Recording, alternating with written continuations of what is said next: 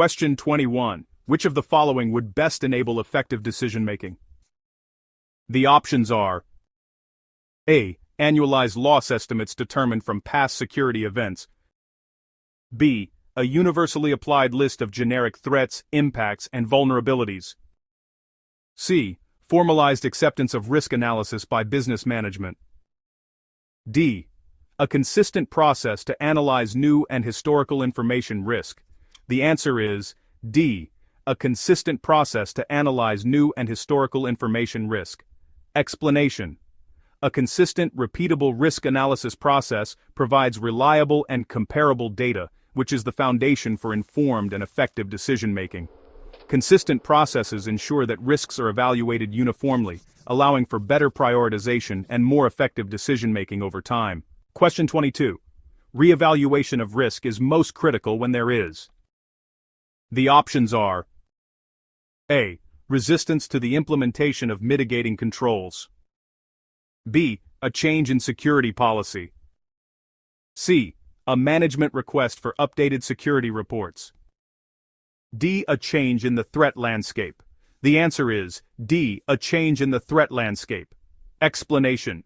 The risk environment is dynamic. A significant change in the threat landscape, e.g., new attack methods, new threat actors, necessitates a re-evaluation of risk to ensure controls remain adequate.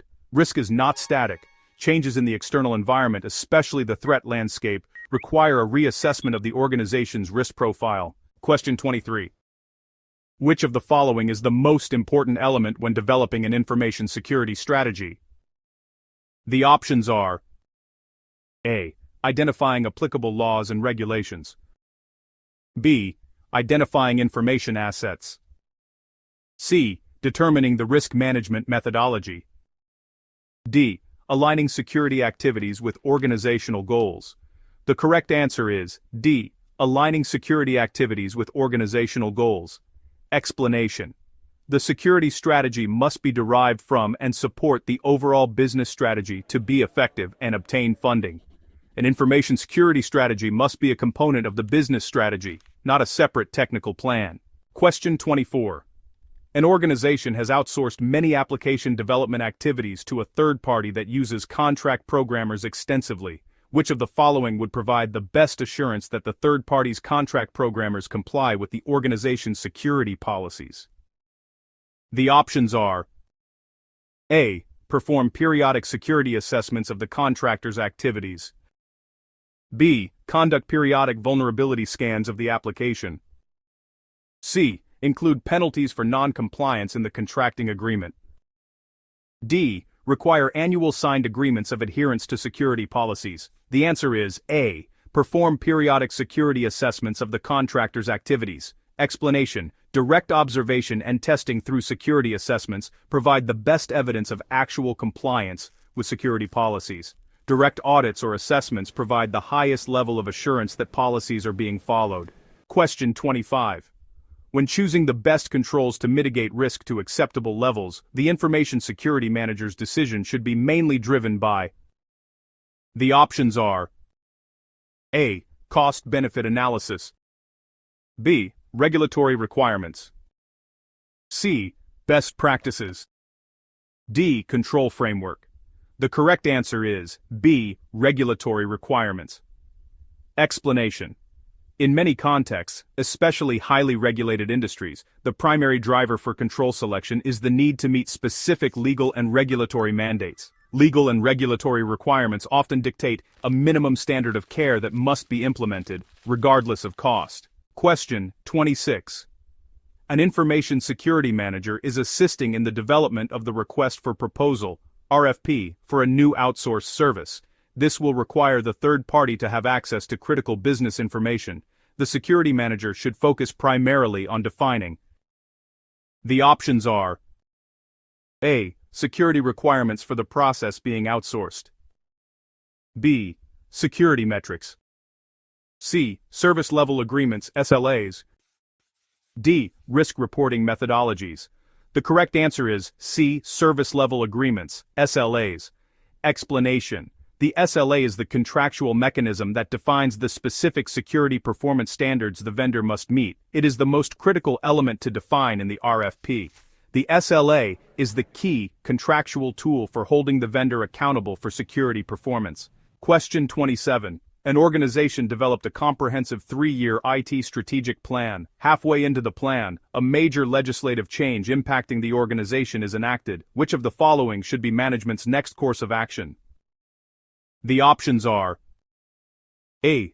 Develop specific procedural documentation related to the changed legislation. B. Assess the legislation to determine whether changes are required to the strategic IT plan. C. Perform a risk assessment of the legislative changes. D. Develop a new IT strategic plan that encompasses the new legislation. The correct answer is B. Assess the legislation to determine whether changes are required to the strategic IT plan. Explanation. The first step is to analyze the new legislation to understand its implications and determine if the current IT strategy is still valid and aligned. Question 28. Which of the following is the most important factor when an organization is developing information security policies and procedures? The options are: A. Cross-references between policies and procedures. B. Inclusion of mission and objectives. C. Compliance with relevant regulations. D. Consultation with management.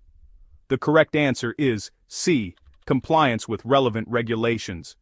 Explanation policies and procedures must first and foremost ensure the organization meets its legal and regulatory obligations to avoid fines, penalties, and legal action.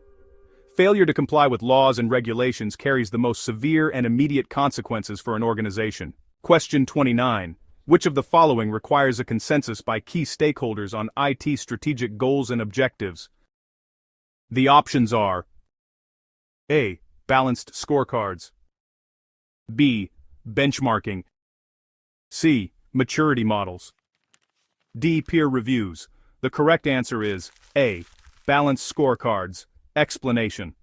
The development of a balanced scorecard involves translating strategy into operational objectives and measures, which requires consensus among key stakeholders on what those strategic goals are. The balanced scorecard process is collaborative and is designed to create alignment and consensus on strategic objectives. Question 30. The main purpose of documenting information security guidelines for use within a large international organization is to: A. Ensure that all business units have the same strategic security goals. B. Provide evidence for auditors that security practices are adequate. C. Explain the organization's preferred practices for security. D. Ensure that all business units implement identical security procedures. The correct answer is A. Ensure that all business units have the same strategic security goals. Explanation. Correct. Guidelines help to interpret high-level policies for different business units and regions, ensuring that everyone is working towards the same overarching security objectives in a consistent manner. Guidelines translate high-level policy into actionable direction, promoting consistency and alignment with strategic goals across a decentralized organization. Such